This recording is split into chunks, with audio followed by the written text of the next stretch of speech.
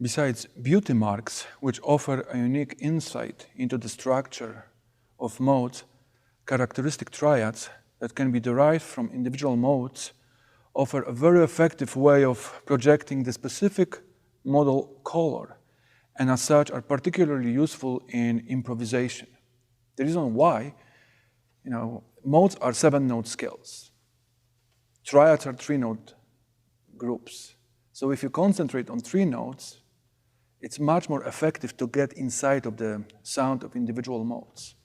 And in addition, triads offer a kind of unified melodic statement, easily recognizable, even though if you play it inside of that modal area or outside, a triad will be easily recognizable by the listener.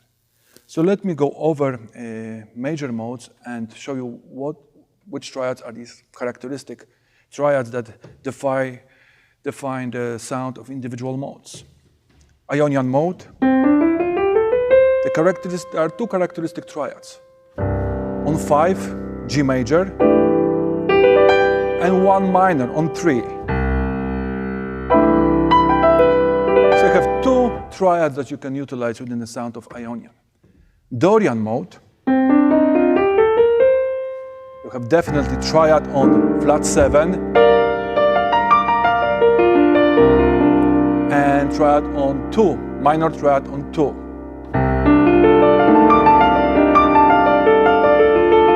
So what these triads do, they project the upper partials of the chord. With the triad on flat 7, you're going to get 7th, 9th, and 11th. With the triad on 2, you're going to get 9th, 11th, and 13th, all upper partials. The Phrygian mode, the characteristic triad is on flat 2. Because that triad utilizes flat 2 as its beauty mark. With the Lydian, we have a triad on 2, major on 2, and minor on 7. And again, as it was the case with Dorian modes, these upper structure triads in the Lydian mode project upper extensions of chords. Major on 2, 9, sharp 11, and 13th. Now Mixolydian, upper structure triads on 5, and 1 on 7. But on 7 you have to be a little bit more careful because that's kind of either-or situation. Either you use the sus sound, where the triad on flat 7 would work, or you use major third, in which case the triad on 5 would work. Aeolian, the triad on flat 6. And Locrian, triad on flat 5. So you can really project these triads in your solo and convey the sound of underlying harmonies. We can do the same thing with chromatic modes. Melodic minor, upper structure triad on 5. Okay. Dorian flat 2. Characteristic triad is an augmented triad on flat 2.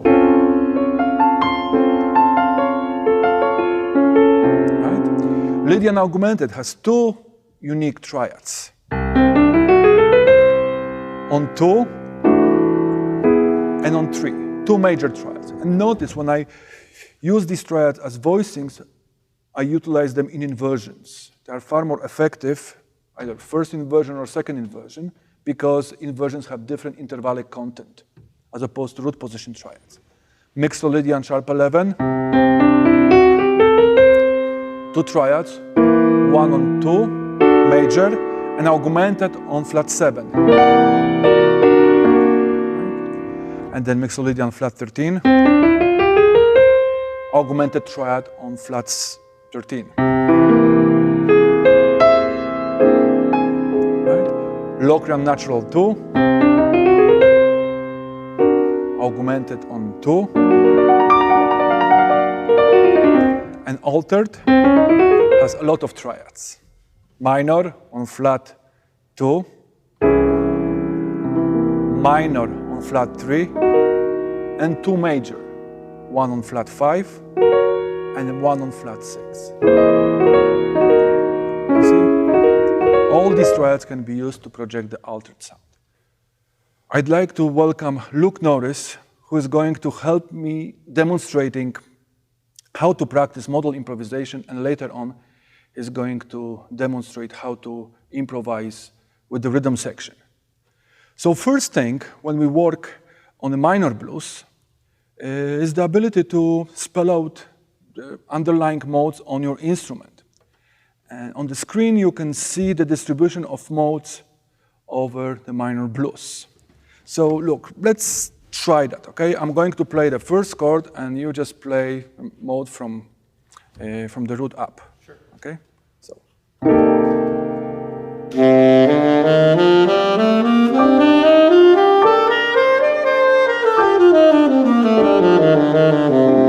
Okay, now can you try improvising just on that sound and try to prioritize in your solo, okay, free improvisation, prioritize the use of beauty marks, natural 6, and upper structure triad on flat 7.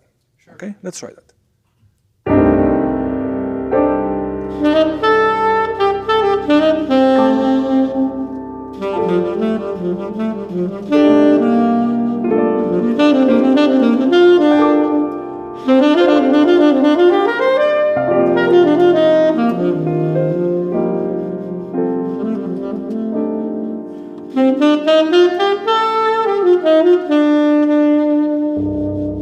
Beautiful. You could hear that my harmonic ideas and his melodic ideas, were perfectly synchronized.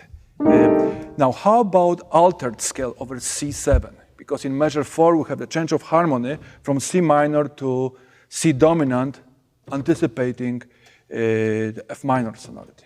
So let's do C7, altered.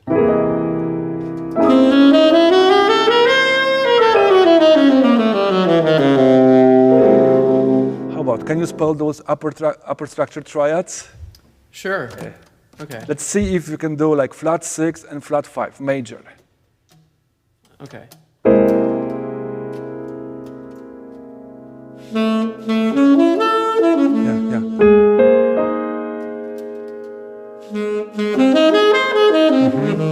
And flat 5. Okay. Now, can you combine those two? Sure. 3, 4.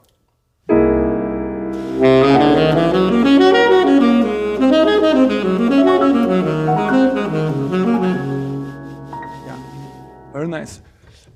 When you are getting ready to improvise on a tune like this one, you have to be able to transpose your modes. So that's why we introduce all the modes starting on the same scale degree. So that's why, when you have C Dorian mode, and you have to transpose it, you have to kind of come up with a new pitch content. And I can ask Luke how, whether the element of transposition, when you practice, you transpose modes, and how do you practice something like this one? Yeah, well, transposition is very important, especially in practice. Especially as a saxophonist, you kind of expected to know pretty much everything you play in all 12 keys. So, so take the Dorian mode, for example. One thing I like to do, so the Dorian mode belongs to, obviously, the major scale. So one of the exercises I like to do would be something like this, where I run the scale up to the 9th, and I run it down to the 9th, and then I go to the 3rd, and then the 3rd. So something, it would sound like this.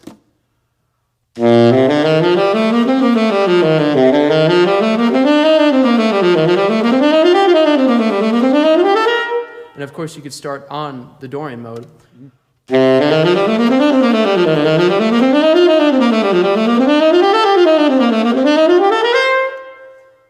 And that would give you, starts to give you control over your horn in like a linear way so that you have the entire scale under your fingers.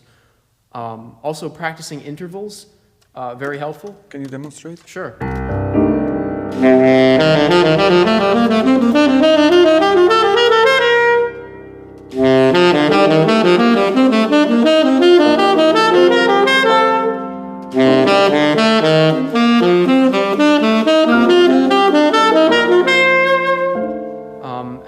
you said before, arpeggios, like the flat 7 arpeggio exists as an upper structure. But for the Dorian mode, a good tool to use would be something that would sound like this, like where you alternate different 7th arpeggios.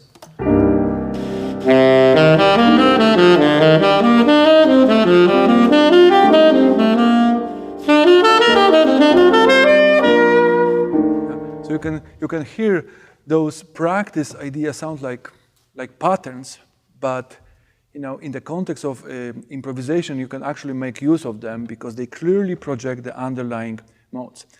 Let's just talk a little bit about upper structure triads and the way you can use them in the context of minor blues. Now on the screen, you can see my selection of upper structure triads over C minor blues. And you can see that the C minor takes the triad on flat 7. Can you play that?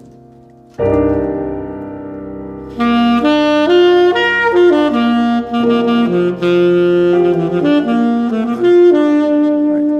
Now, when you look at the relationship between B flat major triad and G flat major triad, you can see that these two triads are, from the voice leading perspective, perfectly utilized because there's one note in common and two notes moving in contrary motion. So that's a really good voice reading. So when you listen, the way these two triads behave, you can, even though we're using very chromatic triad on C7, because the previous triad establishes good voice reading connection, they will all sound perfectly acceptable. Now, look, can you combine these two triads? Let's play in time, okay? 1, 2, and 1, 2, 3, 4.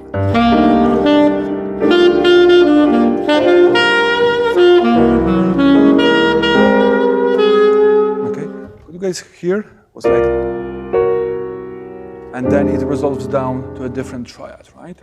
So for F minor 6, we selected a minor triad on 2.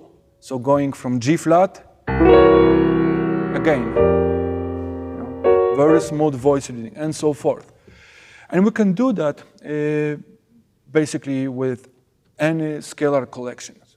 Later on, when Luke actually will demonstrate for real the use of these ideas, you'll hear him kind of using these idiomatic ways that are saxophone friendly of utilizing either modes or upper structure triads.